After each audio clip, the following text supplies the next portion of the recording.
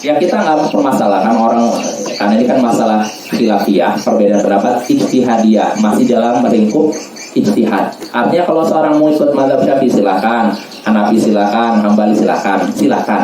Yang nggak bagus itu, yang tidak boleh itu kalau fanatik mazhab. Permadhab silakan, tapi yang tidak boleh itu fanatik mazhab. Bisa dibedakan Bapak? Permadhab sama fanatik. Kalau permadhab silakan, saya mungkin ibadahnya ikut mazhab Syafi'i karena saya belajarnya ini dan saya nggak sanggup belajar perbandingan mazhab, saya ikut satu mazhab ini, silakan. Kalau memang seorang mampunya begitu ya sudah, jangan dipaksakan. Tapi kalau seorang mampu untuk memperlihat perbandingan mazhab, jangan dia cuma ikut baca satu mazhab saja. Nah, ibaratnya gini Bapak, kalau seorang yang punya semangat tinggi dalam pendidikan, apakah dia cuma ingin di TK saja? Oh, saya semangat belajar. Kalau gitu kamu sekolah di mana? Di TK. Terus setelah itu di TK terus sampai tua di TK. Apakah ini orang punya semangat yang tinggi? Enggak kan? Orang yang punya semangat tinggi setelah di TK saya mau ke SD, SMP, SMA, terus kuliah, terus gelar magister, doktor. Nah begitu pula dalam masalah ini fikih. Kalau memang kita mungkin awam atau dalam artian saya nggak punya ini kemampuan dan waktu untuk meneliti mazhab-mazhab yang ada, saya pakai satu mazhab saja, nggak apa-apa. Insya Allah itu sudah Allah maafkan ya, karena memang itu kemampuannya ya. Tapi kalau seorang punya kemampuan dan waktu untuk meneliti mazhab yang ada, perbedaan pendapat yang ada, maka dia nggak boleh cuma satu mazhab, dia belajar yang lain. Dengan itulah wawasannya luas. Kalau orang wawasannya luas, dia tidak kaku dalam beribadah dan semacamnya. Jadi toleransi itu jelas Bapak. Jadi harus 4 mazhab itu salah satu harus diikuti. Nggak ada katakan harus diikuti.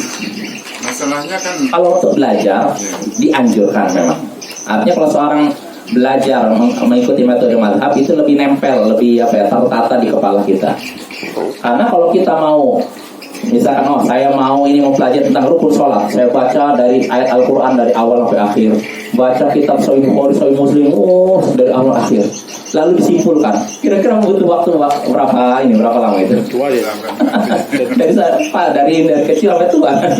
Nah makanya para ulama memberikan istilahnya ringkasan supaya kita lebih mudah memahami secara umum. Itu jantan yang ada mazhab Syafi'i gini, mazhab Maliki.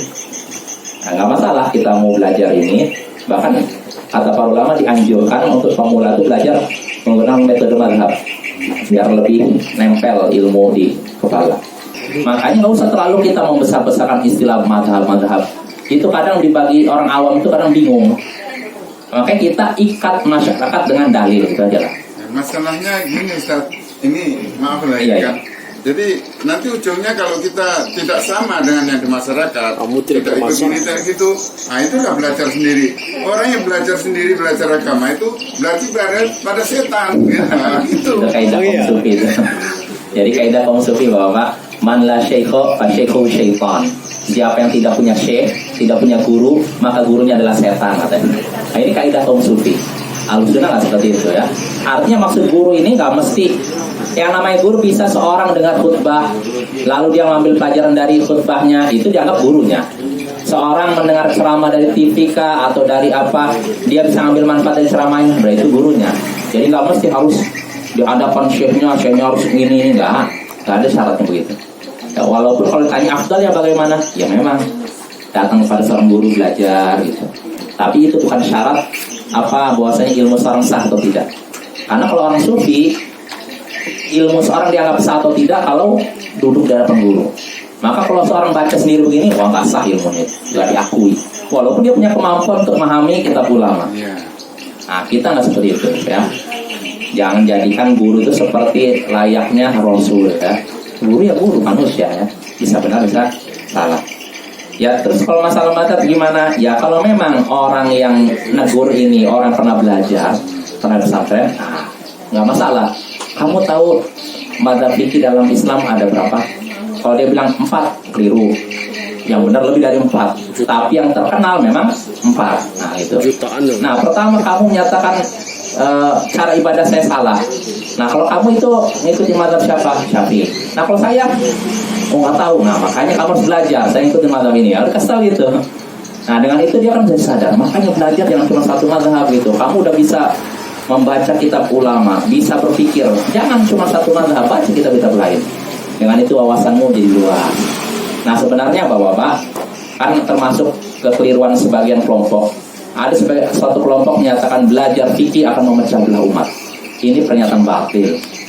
Ada lagi yang menyatakan belajar fikih akan mengeraskan hati. Ini juga ucapan orang sufi. Saya katakan ada yang ngomong begitu. Jadi kalau belajar fikih itu nanti mengeraskan hati. Keliru. Yang mengeraskan hati itu maksiat Bapak, bukan belajar fikih. Keliru ya.